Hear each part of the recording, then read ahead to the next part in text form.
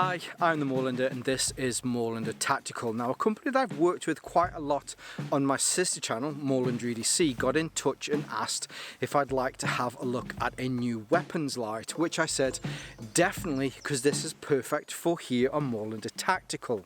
So Sofirn have sent me out the PL09, which I'm just going to call the PL9 from now. I don't think we need to use the 0 on there because my brain doesn't work. Watch the bloopers, you'll see I've messed up the name of it several times already. But anyway, so yes, they've sent out the PL9 for me to have a look and hear my first impressions. Well, actually not first impressions, because I've had this a while and I've been testing out for quite a while, but here are my impressions. Now, just a quick unboxing. It's very simple with Sofirn. The vast majority of their boxes come through and they're just these kind of old-fashioned cardboard boxes. The beauty of that is you're not paying for marketing or that sort of stuff, and let's face it, the vast majority of us are probably going to throw these boxes away once we're done with them. Just some extra information on here. So you have the PL9, or sorry, the PL09. This version is in black.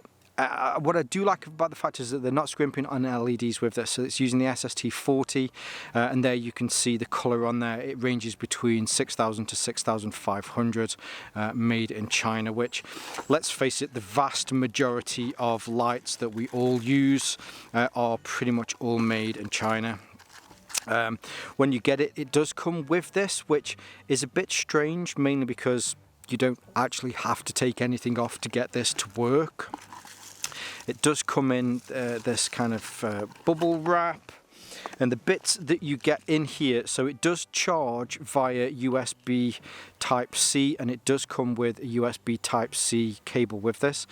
I have tried other USB-C cables. I've tried it with, well, I've tried 7 cables, so this is one of them, and then 6 other cables, and they all charge it fine.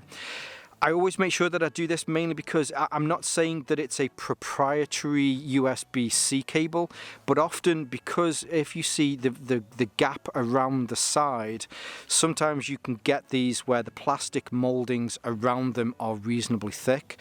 So the beauty of this is that the metal around where you charge it, it leaves plenty of room so that whatever cable you want to try and put in there, the 6 other ones that I've tried all fit in perfectly. And you do have a little bung that fits in there. I guess it's probably useful to talk about this at this point. This has been tested for dust and water rating. The dust and water rating that it has been given is IP67. So 6 being the dust rating and 6 being the highest that you can get for dust ratings on consumer electronics, and 7 being the water rating. Now, the 8 is the highest that you can get for consumer electronics, so this does mean that you certainly don't want to submerge this for a long period of time. However, if you drop it into maybe, say, like a meter's worth of water, you take it back out again. If you're concerned about rain, if you're concerned about showers, all of that sort of stuff, a 7 is still a pretty high rating, so you don't necessarily need to worry about that sort of thing. So yes, that's the cable that does come with it. And you also get another one of these mounts. So in here you can see at this moment in time we have a Glock mount, but then there is also another one in here which it doesn't say the name on it. I'm just trying to turn this round, but hopefully, as you can see, it is a little bit wider. So if you need to attach this to a weapon that has a wider mount on there, and you want to make sure that it seats perfectly, especially because of that recoil, you don't want this, you certainly don't want this moving around, that will make sure that it seats in the front of your mount, front of your weapon perfectly. It also comes with the Allen key to make sure, so there are 2 screws here and here, so if you want to take this off and you want to change this over, then it's the tool is provided with here, so you don't necessarily have to worry about trying to find another tool from somewhere else. Excuse me, I seem to be wafting away quite a few flies today, so I will apologise about that. But here's the light itself. Here is the PL9. Now, just to give you some of the headline kind of numbers on this, as far as the length of this is concerned, it comes in at 66.9 millimeters. This is perfect for full frame, it's perfect for your compacts, and it's perfect for your subcompacts. Well, probably most subcompacts, I'm sure this will probably work as well. The height of this comes in at 40.4 millimeters, and the width across is 33.5 millimeters. It's crafted from an aerospace aluminium. It's made from the 6061 T6 aluminium, which a lot of lights similar to this are made from, especially tactical lights nowadays. One, it's reasonably light, and two, it's also reasonably tough as well. It also works very well with heat mitigation. There aren't any sort of drop downs on this as far as the heat is concerned, but it certainly isn't a light that's designed to be left on for hours on end, so it's not as important, mainly because hopefully you're going to turn it on, do whatever it is that you need to do, and turn it back off. I've just spoiled the UI there, but you know, I'm sure you can probably guess from the paddles on the side. Wow, so many flies today. I'd have thought these have all gone by this time of year. As far as the covering on this, rather than paint, it is anodized, and it is a reasonably tough anodization on there as well. Now, the beauty of this is the amount of lumens that this kicks out. So for such a, what's with these flies? For such a small light, if I turn this on its end here and we're looking directly into the unit in there, so the LED on there, as I mentioned that already, but you've got quite a deep and flat reflector in there, which means that the maximum output that you can have from this is 1600 lumens. Now, I say maximum, there is just one setting on this, and that is turbo, bosh, in your face. How do you like those apples light? There isn't a drop down mode. Certainly with some lights you'll have like a super turbo, and then you'll have a lesser mode. There isn't one on this. Now, that is something that certainly you'll need to consider, especially if you're running drills with this. And if you want to not be nasty to the person that you're shining this in their eyes to. Especially, this is designed for real steel for firearms. However, if you're wanting to use this for something like airsoft, it is just that one setting, so you have to be mindful of that, and the people that you're pointing this towards. This is solely designed to get it up in their face and to blind them with the 1600 lumens. Now, to add to that, because this is a flat deep reflector on there, the candela on this, the peak candela is 1100, is 11,250 candela or CDs. So it's very targeted on what it is looking at. It has a very warm, it has a very defined warm spot on this. You can use this, I suppose, as a quasi kind of, if you're pointing this at something, that is what you're going to hit. But again, that higher candela that you'll get from this certainly adds to that, oh wow, that has blinded me. The runtime for this, if you were to have just this completely on, is up to 1 hour. But again, you know, as we've mentioned, this isn't certainly something that you'll be leaving on for an hour, because it's designed really to be shone into somebody's eyes and to startle them. Oh, it looks like it's on a low mode there, but that's just, it's reflecting off the sun. If you're enjoying the content today and you'd like to support the channel, don't forget to hit the like and subscribe button below.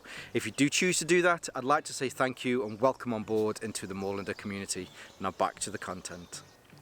The UI for this is fairly simple. It's as you've seen on probably a lot of other weapons mounted lights like this. You have a paddle here on the left, and there's also one on the right.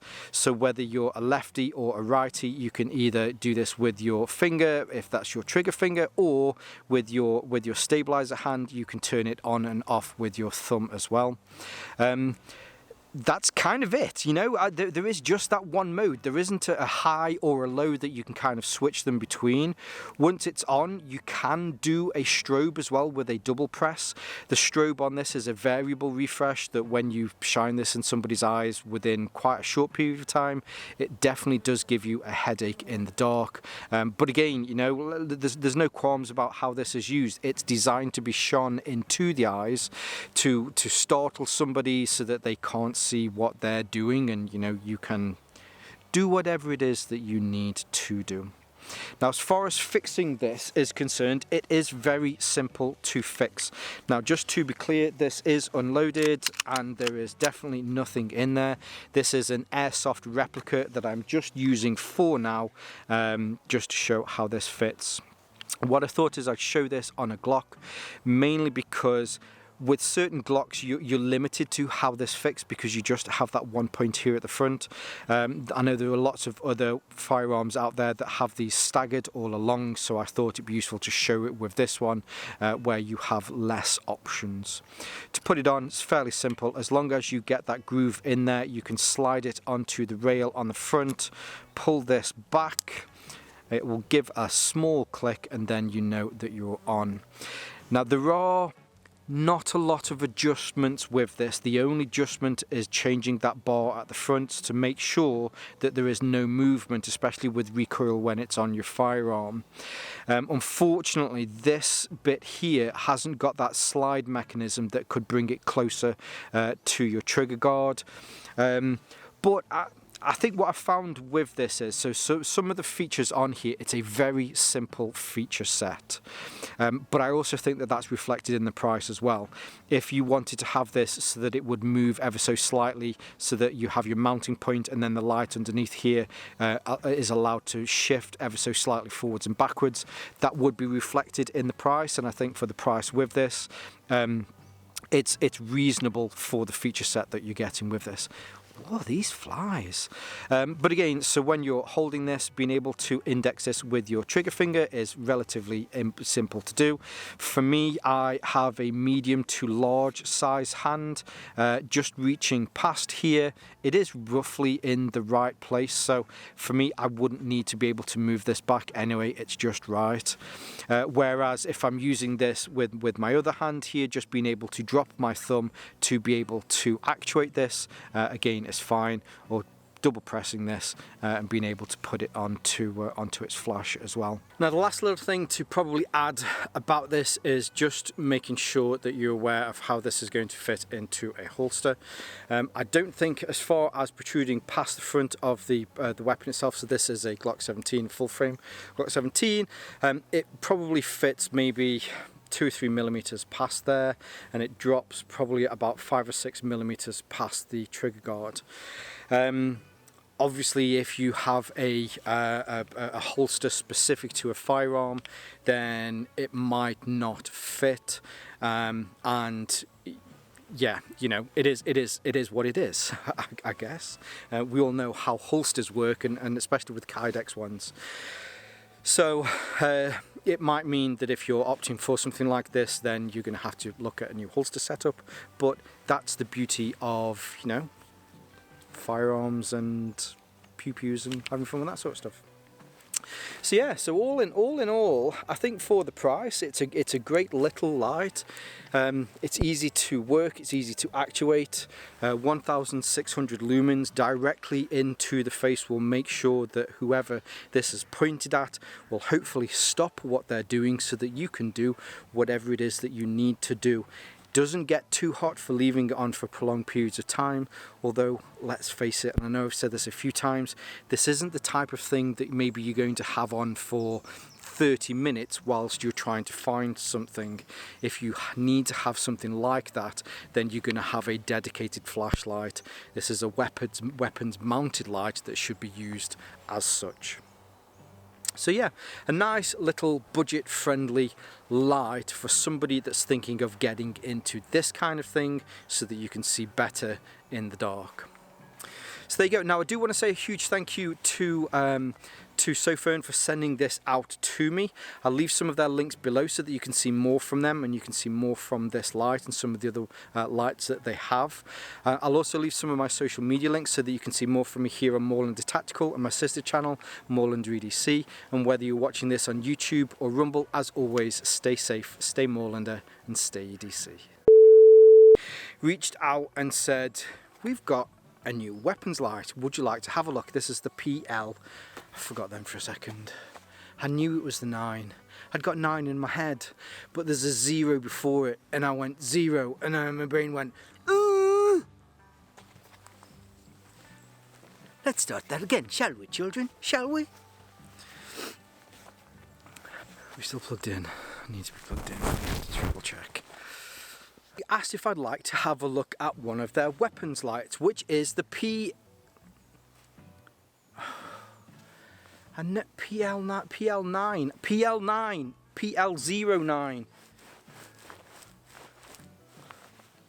I said yes. So what they've done is they've sent me one of their weapons lights, the PL09. Well, it's PL09. My brain wants to say PL9. I'm just gonna say. I'm just gonna have to say PL9. It's the PL09. I suppose it's the PL9, so that eventually the 0 might become a 10 if they do a PL10. Couldn't work, you stupid brain. Sorry about that. Bloody flies! What's with the flies? I put my hand in front of the barrel a few times then as well, which that was a silly thing to do. But it's airsoft. But you know. Anyway, hope you're all having a good week. Hope you're all out this weekend doing some fun pew pew activities, whether that's real steel or whether that's airsoft. Just stay safe, children. Stay safe. Boys and girls. That's Randy's safety tips for the day. No flagging whilst you're out, especially your own hands. Stay safe, boys and girls. And then that's when the outro music would come in and there'd be some characters singing and dancing and kids. Anyway, cool. Happy Friday. Happy Friday.